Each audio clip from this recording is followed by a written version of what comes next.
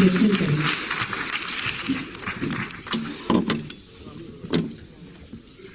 नमस्कार।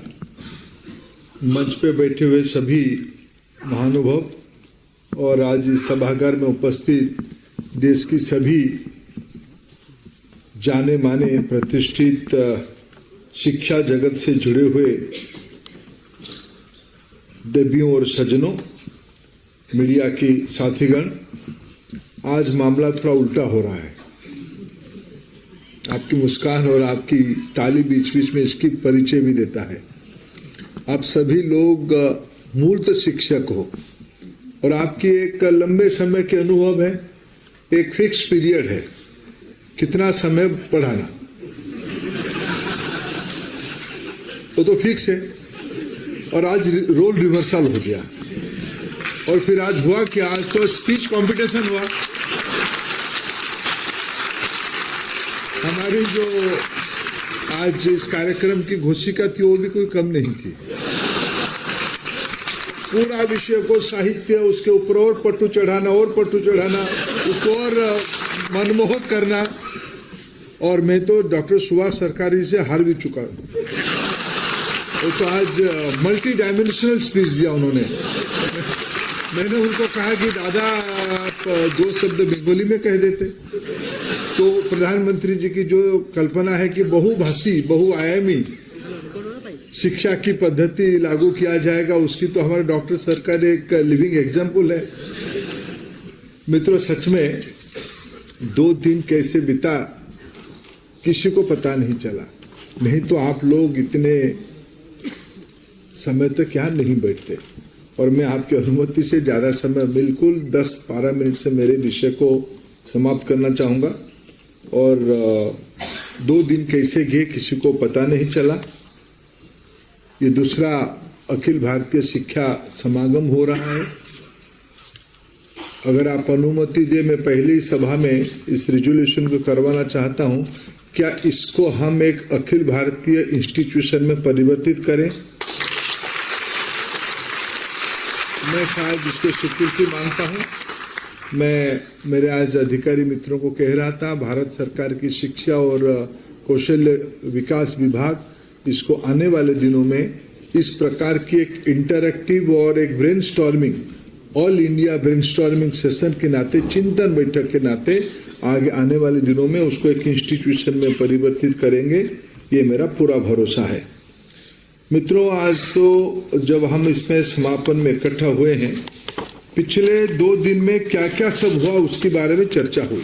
इसको मैं दोहराना नहीं चाहता हूं। मेरे पूर्व वक्ताओं ने भी सारे विषय को उल्लेख भी किया है, लेकिन 2-3 विषय में उसमें विशेष उल्लेख करना चाहूंगा। पीएम श्री को सफल करने में आप सभी का मदद चाहिए। आप सभी की मदद लगे, भले ही आप हायर एजुकेशन इंस्टीट्यूशंस की लीडरशिप हो या स्किल डिपार्टमेंट की हो। राष्ट्रीय शिक्षा नीति को क्रियान्वयन करने की जो प्राइमरी लैबोरेटरी होगा वो होगा पीएम श्री स्कूल्स। और कल प्रधानमंत्री जी ने 14,500 में से 6,207 स्कूल की एक प्रकार से श्रीगणेश किया है। मैं आगे आपसे स्कूल विभाग भी बात करेगा। मैं विशेष करके देश की हायर एजुकेशन इंस्टीट्यूशन से इस अपेक्षा रखता हूं कि आपको हाथ पकड़ना पड़ेगा आपकी नेबरहुड में रहने वाले स्कूल को। आपको कोई उस प्रधान शिक्षक की तो हिम्मत नहीं होगा आपके दरवाजे तक आने का, लेकिन आपको जाना पड़ेगा, आपके अच्छे विद्यार्थियों को भेजना पड़ेगा और आपके अच्छे प्रोफेसर्स को भेजना पड़ेगा। तब जाके मित्रों ये कोलैबोरेटिव एफर्ट है। अच्छे स्कूल स्टूडेंट्स नहीं आएंगे तो हमारी आईआईटी ब्रांड चलेगा कैसे? नहीं चलेगा। नीचे तो सप्लाई चेन को मजबूत करना पड़ेगा ना। इसलिए स्कूल इकोसिस्टम को हमें मजबूत करना पड़ेगा देश में। पीएम श्री स्कूल उसकी एक इम्प्लीमेंटेशन मैकेनिज्म है। दूसरा महत्वपूर्ण विषय, इस सारे भीड़ भाड़ में आपकी दुर्लक्ष्य हुई होगी, अब तक देश में जो स्किल एजुकेशन, विशेष करके हमारी जो लॉन्ग टर्म ट्रेनिंग की डायरेक्टर जनरल के माध्यम से, ट्रेनिंग के माध्यम से आईटीआई इकोसिस्टम चलता था, यह पता नहीं क्यों चलता था इंग्लिश में। इस बार सुखद संजोग ये हुआ लगभग 100 किताब ITI के 100 किताब 39 ट्रेड में और 12 भाषा में कल प्रधानमंत्री जी के हाथ में लोकार्पित हुआ है। ये फ्यूचर स्किल्स को दुनिया कैसे बदल रहा है, टेक्नोलॉजी कहां तक जा रहा है, इसके बारे में हमारे स्कूल इकोसिस्टम से ज्यादा भली भांति उच्च शिक्षा के लोगों को मालूम होता है। स्किल एजुकेशन की स्किल ट्रेनिंग देने वाले लोगों से ज्यादा इंडस्ट्री को मालूम होते हैं जिससे आपकी संपर्क है। उसको मैप करना, उसको एक स्किल क्वालिफिकेशन पैक में कन्वर्ट करना, उसको अप्रूवल कराना और उसको इंप्लीमेंट कराना, और हमें फ्यूचर रेडी, ये एक दो शब्द नहीं है, इसके लिए बहुत तपस्या करना पड़ेगा। मैं इस यज्ञ मंडप, अगर ये महाकुंभ है, उस महाकुंभ से मैं अपेक्षा रखता हूं इस विषय में आपका योगदान चाहिए। मैं कामकाजी आदमी हूं, मैं काम और अपेक्षा बताते जाता हूं। और एक जानकारी देना चाहता हूं, आज एक अनोखा चीज क्या किया। पहले भी इस प्रकार के एक्सपेरिमेंट हुए होंगे। मैं जब शिक्षा विभाग के दायित्व में आया 2 साल पहले, भारत की नवगठित लद्दाख यूनियन टेरिटोरी में भी एक सेंट्रल यूनिवर्सिटी हो, यह कमिटमेंट प्रधानमंत्री जी की था। और मैं आज अगस्त 15, साल भर के बाद अगस्त 15 कुछ दिनों के बाद आएगा। यूनिवर्सिटी की एक्ट पार्लियामेंट से पारित हो गया, उसकी रूल्स बन गए, उसकी बिल्डअप हो गया, उसकी प्रक्रिया शुरू होगी पहला साल के एडमिशन का। आज हमने 17 स्टूडेंट्स को एडमिशन लेटर भी ऑफर कर दिया। और उसकी इंपॉर्टेंट बात यह है कि भारत की 2 प्रीमियर इंस्टीट्यूशन IIT कानपुर और IIT चेन्नई उसकी हैंड होल्डिंग करेंगे।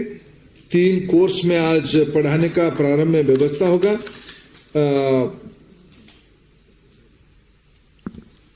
एटमॉस्फेरिक एंड क्लाइमेट साइंस के बारे में चर्चा होगी, एनर्जी टेक्नोलॉजी एंड पॉलिसी के बारे में पढ़ाई जाएगी, और पब्लिक पॉलिसी के बारे में पढ़ाई जाएगी। पहला साल कानपुर में और चेन्नई में पढ़ेंगे, दूसरा साल ये पहुंचेंगे अपने ही कैंपस में। तब तक शायद कैंपस की सारी व्यवस्था हो जाएगी। मित्रों, इन दिनों में कल प्रधानमंत्री जी ने उल्लेख किया भी है उसके बारे में। NEP की अगर हम 1 to 100, अगर ये 100 पॉइंट को हम पूरा करते हैं तो शायद NEP की एक सब्सटेंटिव फेज पूरा होता है। पहला पॉइंट होगा early childhood care and education ECC। पहली बार देश में आयु वर्ग 3 से 8 तक विद्यार्थियों के लिए जो कोहर्ट 5 शिक्षा व्यवस्था जो 5+3 कहा गया, पहला 5 की पाठ्यक्रम प्रस्तुत होके समाज को समर्पित कर दिया गया है। उसका जो एकदम बिगिनिंग पॉइंट जिसका नाम है बाल वाटिका, कल बाल वाटिका की पहला शिक्षक श्री नरेंद्र मोदी जी बच्चों के साथ बिताए। आप सभी ने आपके फोन पे देखा होगा, आपकी राज्य के अखबारों में भी फोटो छपी होगी।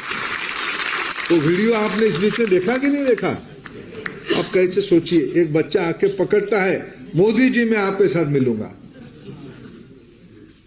जो एकदम एक दृश्य बनाकर शायद इस हॉल में और इसके आयोजन में लगे हुए हम किसी को भी यह कल्पना नहीं था कि इतना जीवंत हो पाएगा दृश्य। यानी इसका अर्थ है हमारे भारत में हर एक साल अमूमन 2 करोड़ बच्चे एक कोई क्लास में एंट्री करने लायक है भी है। 2 करोड़ बच्चे, तब 100% GR होती है। 2 करोड़ नन्हे मुन्ने बच्चे अगर इस मूड और मिजाज पे आ जाएंगे, जिनको हम मानते हैं कि अपने ब्रेन डेवलपमेंट उसी समय में होती है। अब कल्पना करो इस प्रकार के हम सौभाग्यशाली है, हम सब बहुत अत्यंत भाग्यवान है। उस इकोसिस्टम को हमारी आंखों के सामने और हमारी द्वारा ही ये इंप्लीमेंट हो रहा है। उसकी शुरुआत हो गई और उसकी क्लास 3 से 12 तक जो किताब बनेगा, जो पाठ्यक्रम होगा, जो पद्धति होगी, जो माहौल बनाया जाएगा, उसके लिए जो डॉक्टर कस्तूरी रंगन जी के नेतृत्व में NCF बनी थी, NCF स्कूल एजुकेशन, इस बीच में एनसीईआरटी को अपना काम समर्पित कर दिया है। मैं अपेक्षा रखूंगा सभी उच्च शिक्षण संस्थान उसमें रुचि ले। उसको अभी जो लगभग 130 विषयों में, कल उसको भी प्रधानमंत्री जी ने उल्लेख किया है, 130 विषय में उसकी किताबें बनेंगे, उसकी विषय बनेगा, उसके कई उपविषय भी बनेंगे, सब सब्जेक्ट भी होगा। स्किल डेवलपमेंट एक विषय होगा। स्किल डेवलपमेंट में तो अपने आप में 200 विषय हो सकता है। ये सारा विषय की एक्सपर्ट अथॉरिटी कहाँ है? एक्सपर्ट अथॉरिटी छोटे स्कूल की टीचर से लेके रिसर्चर तक, पोस्ट डॉक में लगे हुए सभी लोगों का है। ये हमारी सामूहिक जिम्मेवारी है। नेशनल कैरिकुलम फ्रेमवर्क की जो गाइडलाइन बनी है उसको पाठ्य पुस्तक में परिवर्तित करना, टीचिंग लर्निंग मटेरियल में परिवर्तित करना, ये हम सभी की जिम्मेवारी है। मित्रों, एनईपी के बारे में सबने कहा, कहते हैं दूर से पहाड़ सुंदर दिखता है, जब पहाड़ के पास जाएं पहले लगता है अरे बाप इतना ऊंचाई है क्या, चढ़ सकते हैं क्या? हम चढ़ सकते नहीं, हमने आधे तक पहुंच गया है। Well beginning is half done. इस प्रकार की माहौल यह प्रमाणित करता है हम सभी लोग कटिबद्ध है, कमिटेड है एनईपी को लागू करने के लिए। एनईपी जब लागू होगा, मैं सपना देखता हूं कि एनईपी लागू होने से क्या होगा। मित्रों, $5 ट्रिलियन इकोनॉमी को बनाना है तो एनईपी को लागू करना पड़ेगा। विश्व में सभी समस्या का समाधान के उत्तर निकालनी है तो एनईपी को लागू करना पड़ेगा। अगर इस ज्ञान महाकुंभ में, इसको एक महाशक्ति में, knowledge power house, knowledge based economy, कभी कल्पना करिए अगर अभी किसी ने मेरे को बताया दुनिया भर में जितना कंप्यूटर प्रोग्रामर है उसकी एक तिहाई भारत की मुल्की लोगों की है। आज जब हम रिसर्च के बारे में चर्चा कर रहे थे तब फार्मा सेक्टर के एक वरिष्ठ व्यक्ति ने कहा दुनिया की 200 देशों में आज हम दवाई भेजते हैं, 200 देशों में भारत से बनी हुई दवाई जाती है। अमेरिका की 40% मेडिसिन भारत सप्लायर है। अभी कल्पना करिए 60 के दशकों में से बहुत अनुभवी लोग हैं, हमको अमेरिका से सड़ी हुई गेहूं खरीदना पड़ा था, मुफ्त में नहीं। पर इस बार कोरोना में हमने दवाई दिया उनको, और आज भी हम प्रमाणित करते हैं 40% मेडिसिन सप्लाई भारत से होती है। इसलिए पीएम जब कहे हैं कि हम इसको आइडिया के, इनोवेशन के, नवाचार की ये नर्सरी है, ये दो शब्द नहीं है, इसको अमल में लाने के दायित्व हमारे इम्प्लीमेंटेशन में ही मधुरता है। एनईपी को इम्प्लीमेंट करना पड़ेगा। फिलोसॉफिकली किसी की दो मत नहीं है। कोई मित्र, मेरे को मीडिया के मित्र पूछते हैं कि भाई फलाने लोग आपको, एक दो राज्य जो थोड़ा राजनीतिक कारण से टिक्का टिप्पणी करते कि हम एनईपी नहीं लागू करेंगे। मैं कभी सोचता हूं कि मैं आज, देखिए, हम और यूजीसी चेयरमैन दोनों एक स्टॉल देखने के लिए गए थे।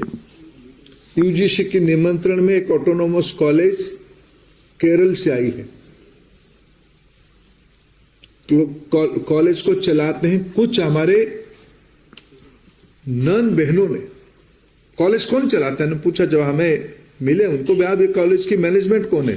कॉलेज की मैनेजमेंट ग्रुप ऑफ नन्स है, ग्रुप ऑफ सिस्टर्स है। किस विषय पे उनका विशेषज्ञता लेके आए थे यहां?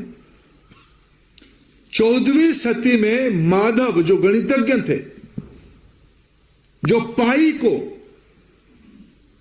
दुनिया के सामने लाए, उनके बारे में मलयालम लैंग्वेज में, संस्कृत भाषा में लिखी हुई आदि ग्रंथ को वो रिस्टोर करके नया किताब बनाने के काम पे लगा है। ये केरल वाले, अगर कहीं केरल के आज की सरकार कहेगा मैं एनईपी को विरोध करता हूं, तो उनको मैं, भगवान उनको सद्बुद्धि दे, इसके शब्द मेरे उसके अलावा कोई शब्द ही नहीं है। कोई इसको विरोध करने का कोई कारण नहीं है। ये गल जा चुका है, पहाड़ में अधर चढ़ चुके हैं। जो जो जो उत्साह आज मैंने देखा, अब कल्पना करिए, मैं कॉन्शियसली फिर दोबारा रिपीट करता हूं, केरल की कृष्ण धर्म अवलंबी कुछ बहनों के द्वारा चलाई गई स्कूल 14वीं सदी की भारत की मूल विचारक माधवाचार्य की लिखी हुई गणित की पोथी को मलयालम लिपि संस्कृत भाषा में लिखी हुई लिपि को 21वीं सदी में दुनिया के सामने लाने के लिए कमिटेड है। यह लिपि है, कौन रुका सकता है इसको? हर एक इंस्टीट्यूशन की ऐसे ऐसे कहानी है, हर एक इंस्टीट्यूशन की ऐसे ऐसे कहानी है। मित्रों, ये एक तेजी ले चुका है, गति ले चुका है। अगर हमें विश्व गुरु बनना है, भाषणों से नहीं मिल पाएंगे, इसको अमल करना पड़ेगा। Implementation is important. मित्रों, मैं थोड़ी अभी एक बात कहूंगा सभी को, स्कूल से लेके उच्च शिक्षा तक एक विषय को कहूंगा। कोई भी एक समाज बिना स्वाभिमान के आगे नहीं बढ़ सकता है। आज भारत में प्रधानमंत्री नरेंद्र मोदी जी के नेतृत्व में जो हमारी एजुकेशन स्पेंडिंग हुई है, मगर 14 और 23 दोनों की एक बेस लाइन की कैलकुलेशन आपके सामने करूंगा। जीडीपी की नेट 1% ग्रोथ, 1% हमने ज्यादा स्पेंडिंग किया है। जब 14 में हम लोग जिम्मेवारी में आए तब 3.5 समथिंग की हमारी स्पेंडिंग थी। आज नेट 4.67% जीडीपी की स्पेंडिंग है। उसके बाद मैं जिम्मेवारी के साथ, क्योंकि पर्याप्त तो नहीं है, बच्चों के लिए हॉस्टल्स बनानी है, अच्छी कैंटीन बनानी है, रिसर्च लैब में और इक्विपमेंट रखनी है, स्कूली बच्चों के लिए और आधुनिक क्लासरूम बनानी है, फैसिलिटी और डेवलप करनी है, इसमें कोई दो राय नहीं। लेकिन इतने कम संसाधनों में भी आज हम यहां पहुंचे हैं। कुछ दिन पहले अभी जब हमारे आईआईटी दिल्ली की टाई अप हुई यूएई के साथ, यूएई आज एक डेवलप्ड इकोनॉमी है। रंगन महाराज जी है या नहीं है? रंगन जी मेरे को बुलाए थे अपने इंस्टीट्यूट में। यूएई की कुछ बच्चे आए थे बूट कैंप में। उनकी देशों के लोगों ने तय किया कि हमें दिल्ली ले जाना है, बच्चों को मोटिवेट करने के लिए। हमें दिल्ली आईआईटी कैसा है उसको दिखाने के लिए। और दिल्ली आईआईटी जब लेके आए, वो उनकी मंत्री भी आई थी, उस देश की उच्च शिक्षा मंत्री भी, स्कूल शिक्षा मंत्री भी आई थी। वो अपने बच्चों को समझा रही है कि देखो आप लोग कहां पहुंचे हो, आप लोग जहां ग्लोबल सीईओ बनते हैं उसी जगह पे आप पहुंच चुके हो। ये मेरे आईआईटियों का परिचय है। मित्रों, अगर ये इकोसिस्टम इतने अभाव के साथ, इतने सीमाओं के साथ पिछले 75 साल में उच्च शिक्षा में हम इतने ऊंचाई तक पहुंचे हैं। आज तो स्पेंडिंग बढ़ रही है। आज तो इनोवेटिव तरीके से हम, और इनोवेटिव तरीका क्या अगर किसी को समझना है तो वाइस चांसलर सुधीर जैन जी को आप पूछ सकते हो। ऑनलाइन में उपलब्ध रहेंगे, वो आपको समझाएंगे कैसे मॉडल गवर्नेंस कैसे किया जाता है। मित्रों, में बड़े और आगे आप सब विद्वान हो, मैं आपको निवेदन करूंगा, आपको गवर्नेंस के ऊपर जोर देना ही पड़ेगा। उसी के अंदर इनोवेशन होगा, उसी के अंदर एक कल्चर डेवलप करना पड़ेगा। उस कल्चर को, जब मैं कहता हूं कल्चर यानी क्या, मित्रों कभी बहुत पीड़ा होती है जब कभी हम ये न्यूज सुनते हैं कि एक हायर एजुकेशन इंस्टीट्यूशंस की एक दूसरे तीसरे ईयर की बच्चा सुसाइड करता है। मित्रों, हम सब उसके लिए जिम्मेवार नहीं है क्या? मैं तो सबसे ज्यादा उस सिस्टम पे कोई जिम्मेवार होता है तो धर्मेंद्र प्रधान होता है। मैं इसे मानता हूं। कुछ तो गड़बड़ हो रहा है, कुछ तो कमी है। हम रहते हुए डिस्क्रिमिनेशन कैसे हो जाएगा? कैसे ऊंच नीच आएगा? कैपेसिटी तो प्रकृति प्रदत्त है, भगवान प्रदत्त है, ऐसे कोई लिखा नहीं है। ऐसे कोई लिखा, कोई माथे पे लिखा के कैपेसिटी लेके आई नहीं है। मैं जब गवर्नेंस की बात कहता हूं, मेरा दिशा उस तरफ है। इसलिए व्यक्तिगत आपने कोई कमी छोड़ी है ऐसा नहीं है। मैं आपको उंगली दिखाने के लिए शब्द नहीं कह रहा हूं, लेकिन जिम्मेवारी से हम लोग ना भागे। कुछ मित्रों ने जब भी मेरे को उस घटना का सूचना देते हैं, मैं पहले पूछता हूं क्या आप उस घटना स्थल पे पहुंचे? इधर कई लोग पहुंचते हैं, जो कई लोग कहते हैं मैंने डीन को भेजा है। मैं उनको उत्तर नहीं देता, उस संकट के क्षण में उनको मैं क्या कहूं, लेकिन मेरे को कष्ट होता है। डीन भी तो एक कोई हमारा कॉलिग है ना। लेकिन आप जब घर के मुखिया पहुंचे, कष्ट हुआ है, लेकिन हम जब पहुंचेंगे तो जिस घर में बच्चा गया है उसके मन में कम से कम संतुष्टि तो होगा, कोई तो देखने के लिए आया मेरे को। मित्रों, एक जवाबदेही की, एक रिस्पॉन्सिबिलिटी की बात है। हमें एक नया कल्चर लाना, 21वीं सदी में भारत को खड़ा करना है, तो हमें कैंपस को अपना परिवार के हिस्सा मानना पड़ेगा। है परिवार के हिस्सा, लेकिन उसको रीइन्वेंट करना पड़ेगा, इसकी कोई शॉर्टकट नहीं है। मित्रों, सारे करने में एक प्रमुख हिस्सेदार स्टूडेंट्स हमारा मूल आधार है, और हमारी शिक्षानुष्ठान कोई फैक्ट्री नहीं है। कभी कभी हम मुंह पे आके कहते हैं ये तो एक कारखाना है। मैं नहीं मानता हूं कारखाना, ये मंदिर है। कारखाना और मंदिर में फर्क है। कोई स्टूडेंट टीचर की, क्लाइंट और सर्विस प्रोवाइडर की रिलेशनशिप नहीं है। ये सारे के मूल में शिक्षक है। शिक्षक के कारण ही दुनिया बनी है, और भारत तो बनी है। मैं एक बात मेरे को याद है, अलेक्जेंडर जब आके भारत से बहुत सफलता ना पाके लौट रहे थे, उनको उनकी मित्र ने कहा कि ये गजब की देश है साहब, इसको जितना मुश्किल है। क्यों? यहां की निर्णयकर्ता इस देश की राजा नहीं होता है। हम यूरोप में सोचते हैं, पाश्चात्य में सोचते हैं, राजा को पराजय करने के बाद राज्य मेरे होते हैं। भारत ऐसा एक देश है कि राजा को पराजय करने के बाद एक गरीब आदमी रहता है, उसको सब मानते हैं, उसका नाम है गुरु, उसका नाम है शिक्षक। ये मेरे सभ्यता में शिक्षक की स्थान है। और मैं छात्र राजनीति से आया हूं, छात्र संगठन करके मित्रों यहां आया हूं, और हमारी प्रतिबद्धता है शिक्षा समूह एक परिवार है। परिवार में अभिभावक के स्थान माता पिता से ऊपर शिक्षक की है, गुरु की है। उसमें सरकार की भी कुछ दायित्व है, लेकिन हमें कलेक्टिवली आज जो विषय सारे चर्चा हुई उसमें से एक प्रमुख आउटकम निकलती है, टेकअवे निकलती है, हमारी कैपेसिटी को बढ़ाना पड़ेगा, हमारी आइडियाज को रीइन्वेंट करना पड़ेगा, हमारी इंफॉर्मेशन मैकेनिज्म को और अच्छा करना पड़ेगा। तब जाके हम जानेंगे, समझेंगे दुनिया की डेवलपमेंट होता है क्या होता है। अभी हमारे देश में कोई एक इंस्टीट्यूशन, मेरे को पिछले 2 साल में ध्यान नहीं आया कि भारत की कैपेक्स जितने होती है उसके ऊपर हमारे क्या क्या ज्ञान की आवश्यकता है, उसको मैपिंग करने के लिए कोई व्यवस्था आज नहीं है। व्यवस्था खड़ी करनी पड़ेगी। पिछले 9 साल में हमने 34 लाख करोड़ रुपया कैपेक्स में खर्चा किया है। Highway, railway, waterway, airway, e-way, ये पांचों में भारत आज दुनिया की महाशक्ति बन रहा है। आप ही की नेतृत्व से बन रहा है, लेकिन ये इसके कोलैबोरेटिव करना पड़ेगा। मैं सब जगह पे पूछता हूं इंटरडिसिप्लिनरी का अर्थ क्या है। आजकल इंटरडिसिप्लिनरी का पॉपुलर और शॉर्टकट रहता है कंप्यूटर साइंस और एआई का कोर्स बनाना।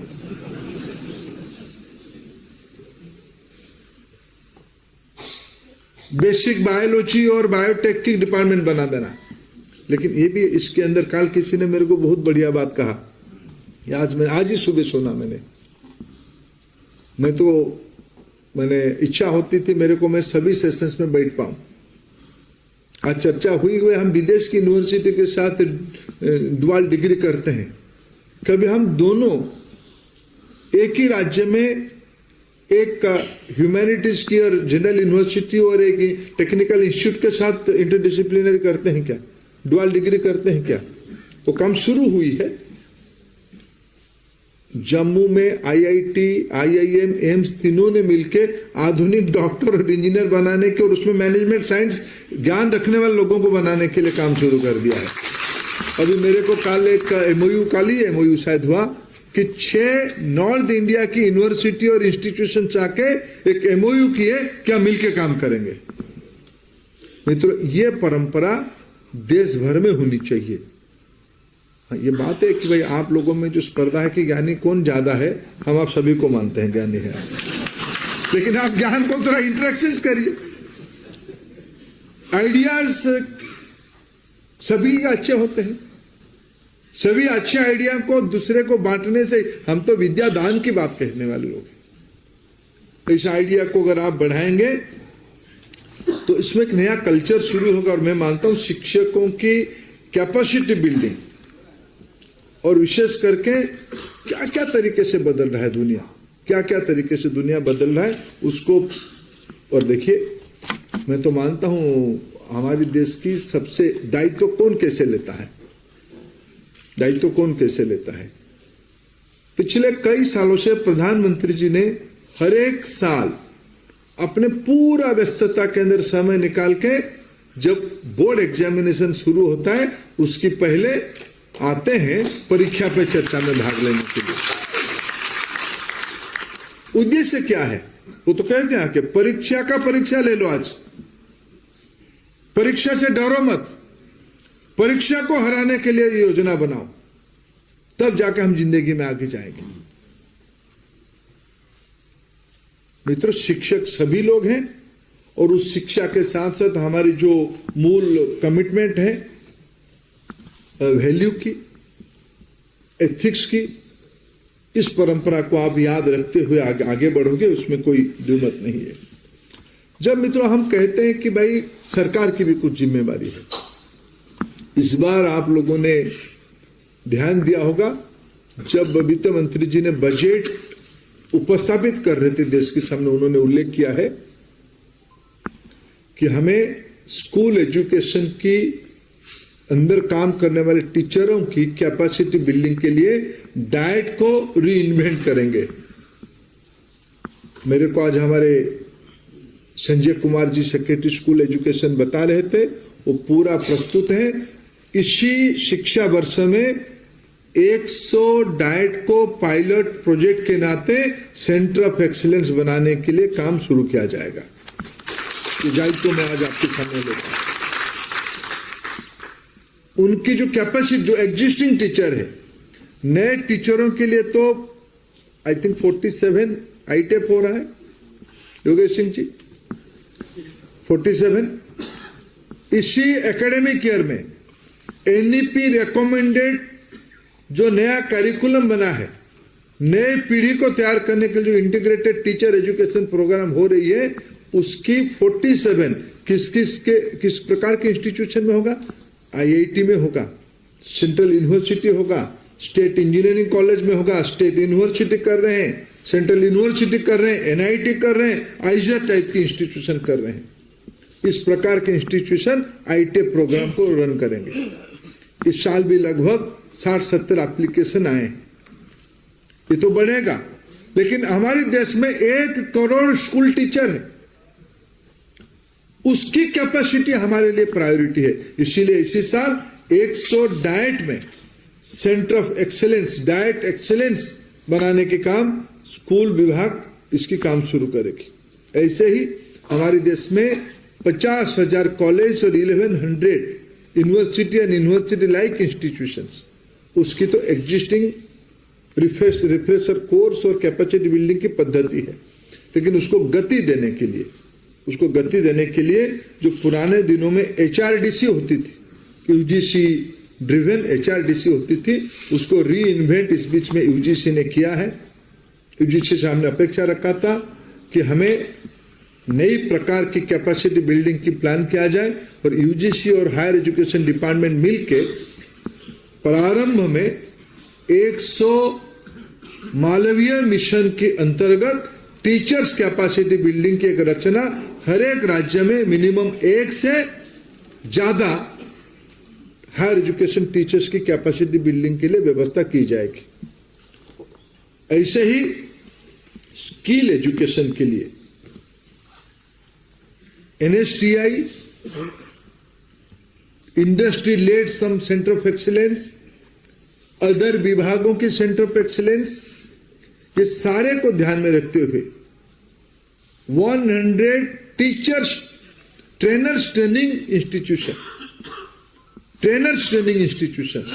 इसलिए 100 स्कूल एजुकेशन में, 100 हायर एजुकेशन में और 100 स्किल इकोसिस्टम पे ट्रेनर्स ट्रेनिंग इंस्टीट्यूशन और टीचर्स कैपेसिटी बिल्डिंग इंस्टीट्यूशन। इसमें new generation 21st generation skilling, knowledge, pedagogy, ये सारे के बारे में चर्चा करने के लिए, इंटरडिसिप्लिनरी, ये सारे के बारे में चर्चा करने के लिए सरकार इस साल काम शुरू कर रही है। मित्रों, मैं अंत में इतनी बात कहूंगा, इस एनईपी की इम्प्लीमेंटेशन में ही महत्व है। ये कुंभ, ये समागम उस इम्प्लीमेंटेशन का ही हिस्सा है। हम पिछले 2 दिन से यहाँ इकट्ठा हुए हैं। यहाँ मेरे दृष्टि से 2 लोग हैं, यहाँ अनुभव भी है, भविष्य भी। इसी हॉल में आप जैसे अनुभवी महानुभव हैं और इसी हॉल में नई पीढ़ी की छात्र छात्राएं भी हैं। और भविष्य तब बनती है जब उसमें अनुभव की पूट चढ़ता है, अनुभव की कलर चढ़ती है, अनुभव की गहराई उसमें आता है। हमारा यही शिक्षा परिवार उपनिषद की एक बात को पथ्य करके हम आगे बढ़े। चरैवती चरैवती चरैवती। बहुत धन्यवाद।